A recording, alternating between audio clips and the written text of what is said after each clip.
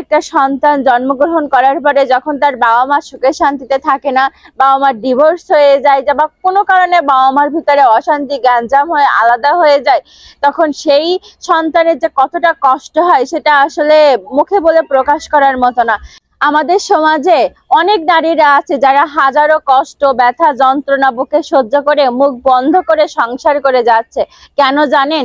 শুধুমাত্র বাবা মার ঘাড়ে বোঝা হবে না, নিজের সন্তানের ভবিষ্যৎ নষ্ট করবে না, আর সমাজের কেউ যেন তার দিকে আঙুল তুলে কথা না বলতে পারে, শুধু এই ভয়ে, এই কারণে হাজারো কষ্ট একটা নারী সহ্য করতে পারে। একটা মেয়ে যখন বিয়ের করে পরের বাড়ি আসে, সেই মেয়ে যদি সুখে শান্তিতে সংসার না করতে পারে, সুখে না থাকে, এর থেকে বড় কষ্টে তার বাবা মার কিছুই হতে পারে না।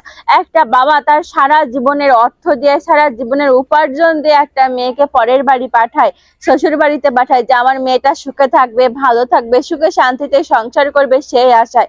আর সেই মেয়েটা পরের বাড়ি যাওয়ার পরে যদি সুখে না থাকে, শান্তিতে না থাকতে পারে, এর মতো দুঃখের সেই বাবার কাছে আর কিছুই হতে পারে না। আর মেয়েরা যদি বিয়ের পরে বাপের বাড়ি যেয়ে থাকে, তাহলে তো সমাজের লোকজনের কাছে কথার শেষ থাকে না।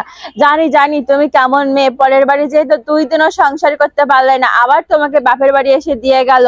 হ্যাঁ, তুমি কারোর সাথে মানিয়ে চলতে পারো না, তুমি কারোর সাথে মিলমিশ করে থাকতে পারো না, শ্বশুর শাশুড়ির সাথে মিলেমিশে থাকতে পারো না, আরো কত কথা, কত কি যে শুনতে হয় একটা মেয়ের।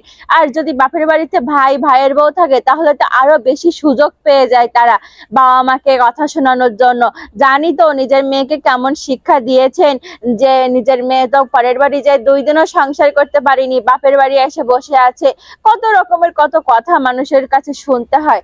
আর থাকলো সন্তানের কথা।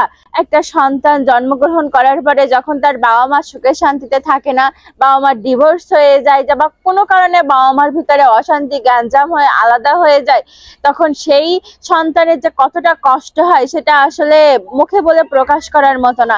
কারণ তার না পায় মার ভালোবাসা, না পায় বাবার ভালোবাসা, না কোনো আত্মীয় স্বজন, পাড়া প্রতিবেশী তাদেরকে ভালো চোখে দেখে, কেউ তাকে ভালো চোখে দেখে না, সবসময় ছোট চোখে দেখে। জানি তো ওর বাবা মা এরকম, জানি তো ওর বাবা মা এরকম করে, ওরকম করে। হ্যাঁ, কত রকমের কথা শুনতে হয়। কোনো জায়গায় যে সেই সন্তান কখনো সম্মান পায় না, সব সময় তার দুঃখেই কাটে, কষ্টেই কেটে যায় তার সারাটা জীবন।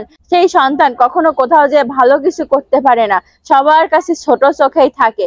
হ্যাঁ, এই জন্য সন্তানের ভবিষ্যৎ নষ্ট করবে না বলে কত মা যে হাজারো কষ্ট, ব্যথা বুকে সহ্য করে শুধুমাত্র স্বামীর সংসার করে যাচ্ছে, আর সমাজের মানুষের কথা শুনবে না বলে সমাজের মানুষ তো একটু কিছু হইলেই কথা শোনাইতে থাকে, কত কথা বলে। আর তাই যদি হয় সাংসারিক বিষয় নিয়ে, তাহলে তো আর কোনো কথাই নেই। তো বন্ধুরা, আজকের ভিডিওটা এই পর্যন্তই। সবাই ভালো থাকবেন, সুস্থ থাকবেন, দেখা হবে নতুন একটা ভিডিওতে।